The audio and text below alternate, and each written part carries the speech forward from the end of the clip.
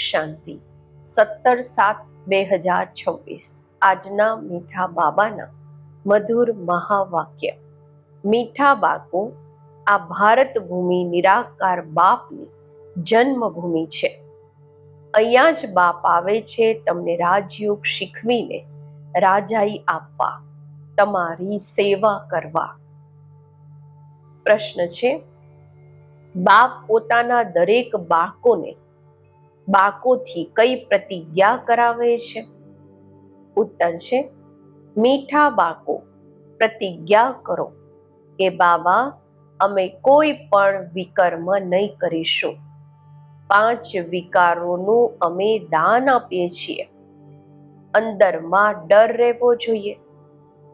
જો અમે દાન આપીને પછી પાછું લઈશું તો ખૂબ પાપ બની જશે, જેની કડી સજા ખાવી પડશે. હરિશ્ચંદ્રની કહાની પણ આના પર બનેલી છે. સપનામાં દાન આપ્યું અને બીજે દિવસે એનો યુઝ કરવા લાગ્યા તો બાબા કહે છે, શું હાલત થઈ? એવી જ રીતે જે વસ્તુ દાન આપી, વિકારોનું દાન આપ્યું, તો ફરી એને લેવાનું નથી. ઓમ શાંતિ. આ બાળકોની છે ગોડલી સ્ટુડન્ટ લાઈફ, ઈશ્વરીય વિદ્યાર્થી જીવન. બાળકો જાણે છે કે અમે એમની પાસે આવ્યા છીએ. એ જ કલ્પ ભારતવાસી બાળકોને આવીને રાજ્ય ભાગ્ય આપે છે. ભારતમાં જ આવે છે ને. આ ભારત ભૂમિ છે. પોતાની ભૂમિ પર ખૂબ પ્યાર અને રિગાર્ડ રહે છે. તો જેમ કોઈ વિલાયતનો, વિદેશનો મોટો વ્યક્તિ અહીંયા મરે છે તો એને વિલાયત લઈ જાય છે, વિદેશમાં, પોતાના દેશમાં લઈ જાય છે. અથવા અહીંયાનો કોઈ મોટો વ્યક્તિ બહાર દેશમાં મરે છે તો એને અહીંયા લઈ આવે છે. પોતાની ભૂમિનું માન રાખે છે. ભારતને કહેવામાં આવે છે ભગવાનની જન્મભૂમિ. આ પણ જાણો છો, જેને ભગવાન અથવા અલ્લાહ, પરમાત્મા કહે છે, એમની સામે અત્યારે તમે બેઠા છો. નામ તો જરૂર જોઈએ ને. અલ્લાહ કહે છે તો પણ લિંગની પૂજા કરે છે. ઈશ્વર અથવા ખુદા કહે છે તો જરૂર એની નિશાની જોઈએ ને. લિંગને બધી તરફ પૂજે છે. ચિત્રોમાં પણ આજકાલ દેવતાઓની આગળ પરમપિતા પરમાત્માનું ચિત્ર, લિંગ બતાવે છે. તે છે સૌથી ઊંચ. એને પોતાનું શરીર નથી, એટલે નિરાકાર કહેવામાં આવે છે, સાકાર નથી. અત્યારે તમે બાળકો જાણો છો, અમે એમની સામે કલ્પ હાજર થઈએ છીએ શિક્ષા લેવાના માટે. ભગવાન વાત છે તો જરૂર રાજયોગ શીખવતા હશે. સ્ટુડન્ટને રાજયોગ શીખવ્યો હતો અને તે રાજા રાણી બન્યા હતા. લડાઈ વગેરેની તો વાત છે નહીં. આ લક્ષ્મી નારાયણ વગેરે લડાઈથી થોડી બાદશાહી મેળવી છે? બિલકુલ નહીં. દુનિયા બિલકુલ નથી જાણતી કે એમણે સતયુગમાં રાજ્ય કેવી રીતે મેળવ્યું. અત્યારે તમે બાળકો સમજો છો, અમે બાપથી રાજ્ય લઈ રહ્યા છીએ. અમે એમની સામે બેઠા છીએ. એ બાબા છે, શ્રી કૃષ્ણ નથી. શ્રી કૃષ્ણ તો નાનું બાળક છે. તે છે રચના. અત્યારે બરોબર શ્રી કૃષ્ણ પોતાનું પદ લઈ રહ્યા છે, જે પછી ભવિષ્યમાં શ્રી કૃષ્ણ કહેવડાવશે. એને શ્રી કૃષ્ણ કહેવામાં આવશે. આ છે બધી ભણવાની વાત. તમે જાણો છો, બાબા અમને રાજયોગ શીખવે છે. જે મનુષ્યને બેરિસ્ટરી, એન્જિનિયર વગેરે બનાવે છે તો મનુષ્યને. તમે સમજો છો કે અમે અહીંયા આવ્યા છીએ. અમે પણ મનુષ્ય છીએ, પરંતુ અમે પતિ જ છીએ. અત્યારે બાપ પાવન પણ બનાવે છે, અમને વારસો પણ આપે છે. પાવન દુનિયા તો નવી દુનિયા જ હશે. નવી દુનિયામાં છે જ રાજાઈ. અત્યારે તમે બાપની સામે બેઠા છો. જેમ લૌકિક બાપ બાળકોને પ્યારથી બેસીને સમજાવે છે, આ છે પારલૌકિક વિચિત્ર બાપ, જેના માટે તમે ગાતા આવ્યા છો, તમેવ માતા ચ પિતા તુમેવ, તમેવ બંધુ ચ સખા તુમેવ. આ સમયે તમે જાણો છો, આ પોતાનો પાર્ટ ભજવે છે, જે ભક્તિ માર્ગમાં અમે ગાયન કરીએ છીએ. તમે કહો છો અમે શિવ બાબાની પાસે આવ્યા છીએ. ચિઠ્ઠી પણ લખો છો, Shiv Baba care of Brahma, through Brahma. કોઈને તમે પોસ્ટ બતાવો તો વંડર ખાશે. શિવ બાબા કેર ઓફ બ્રહ્મા એવું તો ક્યારેય સાંભળ્યું નથી. શિવ બાબા બ્રહ્મામાં આવીને વિષ્ણુપુરીની સ્થાપના કરી રહ્યા છે. સામે ઊભા છે. ઉપરમાં છે શિવ બાબા. શિવ બાબાએ બ્રહ્મા દ્વારા સ્થાપના કરી હતી, અત્યારે ફરીથી કરી રહ્યા છે. આ છે પ્રવૃત્તિ માર્ગ. રાજવિદ્યામાં પણ બેરિસ્ટર ભણાવે છે તો મેલ ફિમેલ બંને ભણે છે. ફિમેલ પણ જજ, બહેનો પણ જજ, બેરિસ્ટર, ડોક્ટર વગેરે બને છે. આ પણ પ્રવૃત્તિ માર્ગ છે. સંન્યાસીઓનો છે નિવૃત્તિ માર્ગ, તે અલગ છે. આ પણ બાબાએ સમજાવ્યું છે. શંકરાચાર્ય જો નહીં આવત તો પવિત્રતાનો અંશ નહીં રહેત. ભારત બિલકુલ જ બળી મરત. આ નોંધ છે. ભારતને થમાવવા માટે ભારત ખૂબ પવિત્ર હતું, પછી અપવિત્ર બન્યું છે. અત્યારે ભારત કેટલું કંગાળ છે.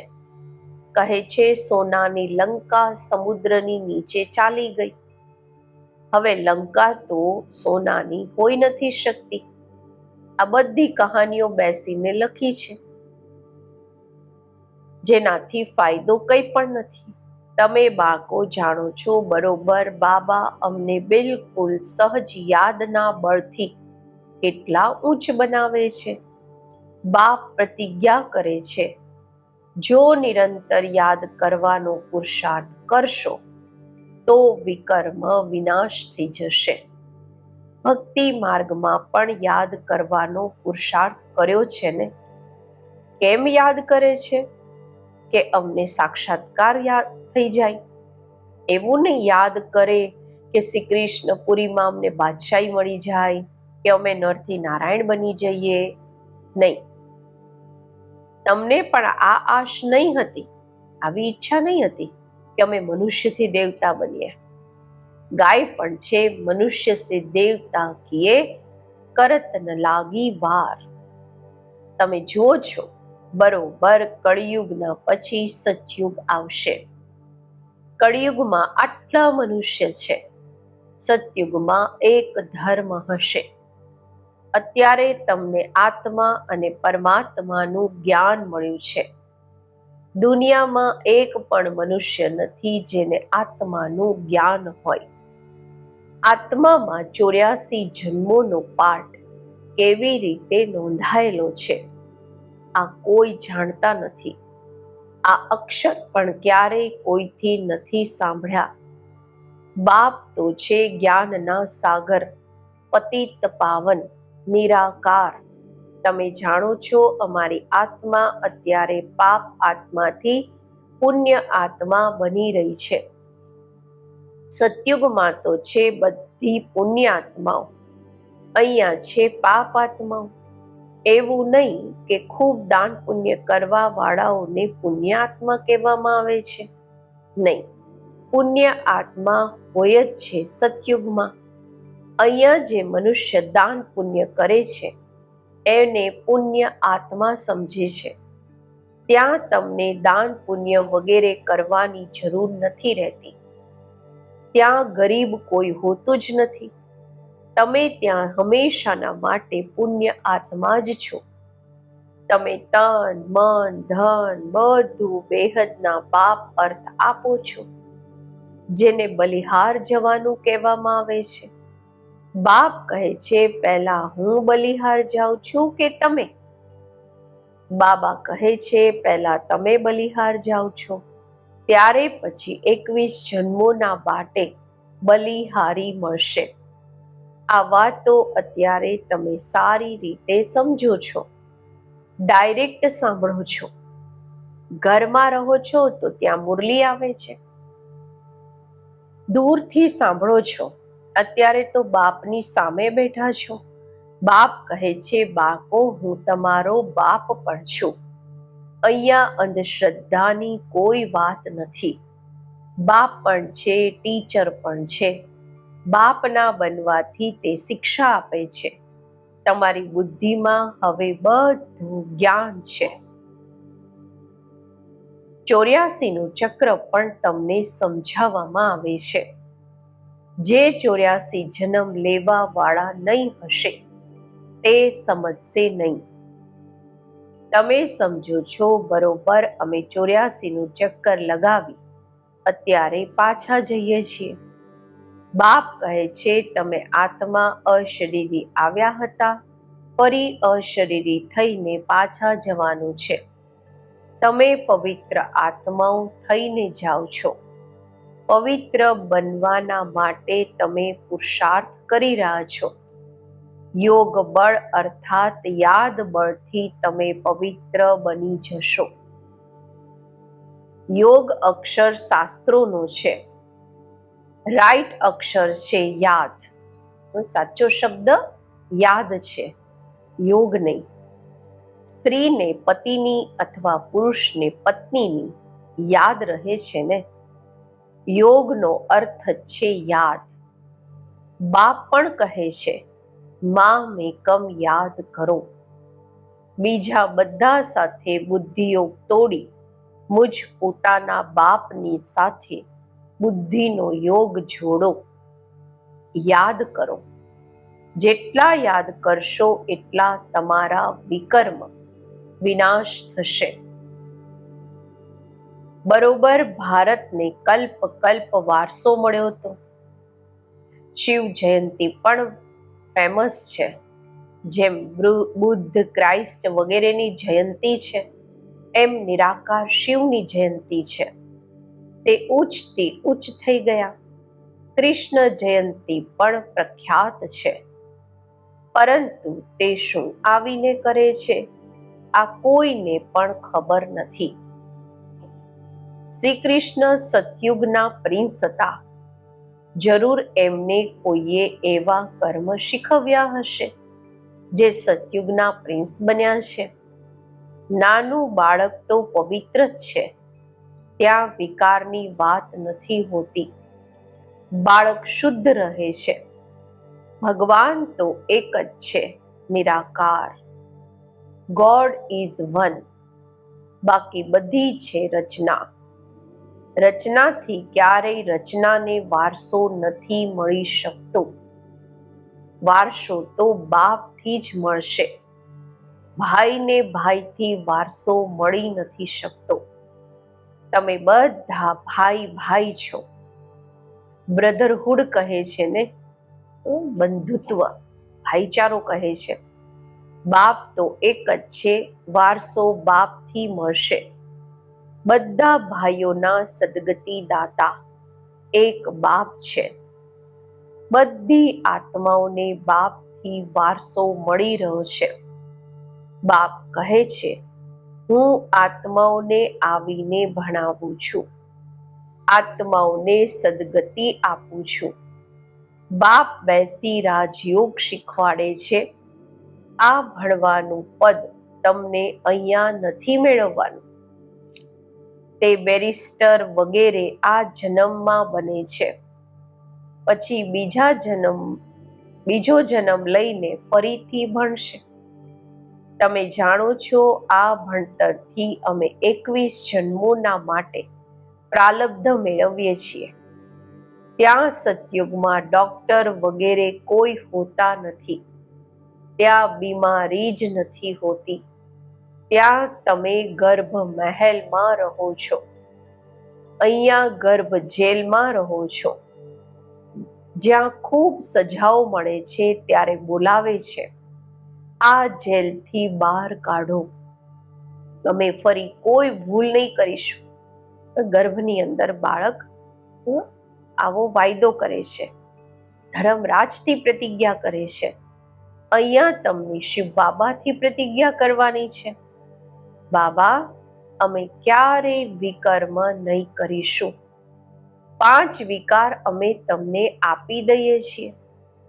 આ પણ બાપ જાણે છે કે વિકાર કોઈ એવા ફળથી નહીં છૂટશે. અંદર ડર રહેવો જોઈએ. અમે વિકારોનું દાન આપીને પછી લઈશું તો મોટું પાપ થઈ જશે. જેમ રાજા હરિશ્ચંદ્રનું ઉદાહરણ છે. બાપ જાણે છે એવું નહીં કે 5 વિકાર ઝટથી છૂટી જાય છે. નહીં, ટાઈમ લાગે છે. તમારી કર્માતીત અવસ્થા થશે ત્યારે લડાઈ લાગશે. આ 5 વિકાર છે મોટા દુશ્મન. એમાં પણ મુખ્ય એક છે દેહ અભિમાન.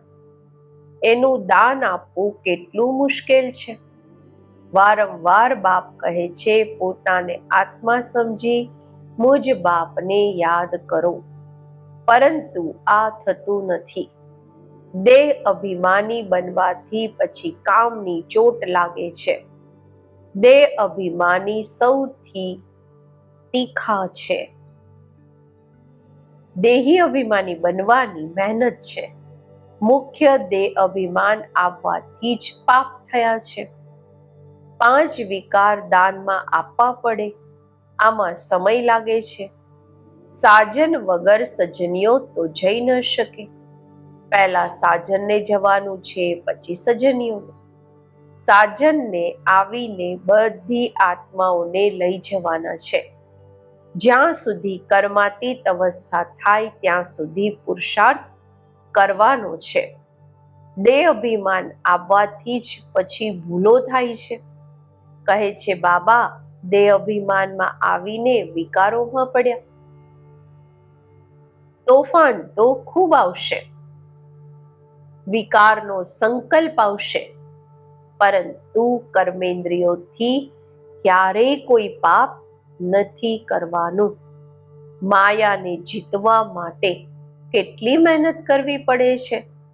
બાપ કહે છે, જો લગ્ન કરેલા છે તો પવિત્ર રહીને બતાવો, તો સંન્યાસી પણ જોશે. તમારી કમાઈ જુઓ કેટલી ભારે છે. પવિત્ર રહીને બતાવ્યું તો ઊંચું પદ પામશો. તમે તમારા પર તો બધા કુરબાન જશે. બાબા પણ મહિમા કરે છે. ભલે પવિત્ર પણ રહે, પરંતુ યોગ પણ જોઈએ. યોગમાં જ વારંવાર વિઘ્ન પડે છે. દેહ અભિમાન આવી જાય છે.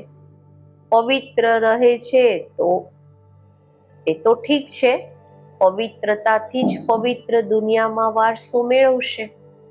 પરંતુ પછી માયા પણ જોર રાખશે. માયા ખૂબ વાર કરે છે. બાપ સમજાવે છે, આ બધું થશે. બહાદુરી બતાવે છે, પરંતુ સાથે સાથે નિરંતર યાદ પણ રહે, ત્યારે જ વિકર્મ વિનાશ થશે. રુસ્તમ જે બને છે એને માયા પણ ખૂબ સતાવે છે. યાદમાં મુશ્કેલ રહી શકે છે.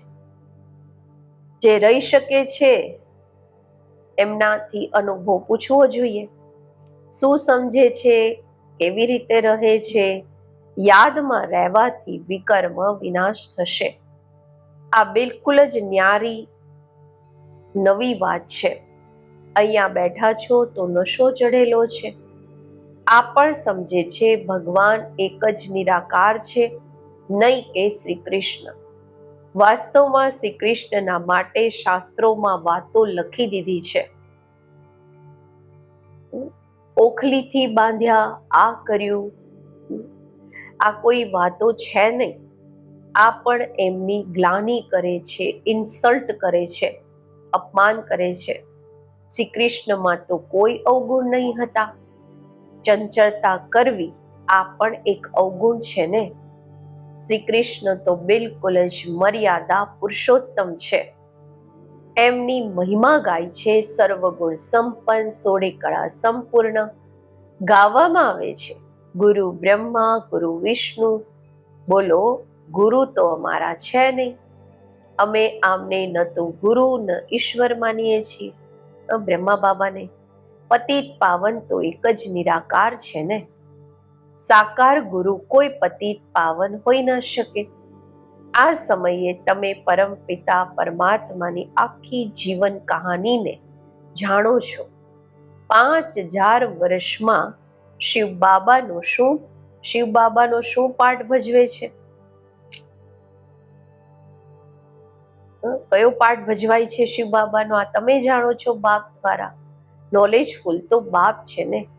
સુખ, શાંતિ, આનંદના સાગર. આ મહિમા એમની છે. બાપની પાસે ખજાનો છે તો જરૂર બાળકોને પણ આપતા હશે ને.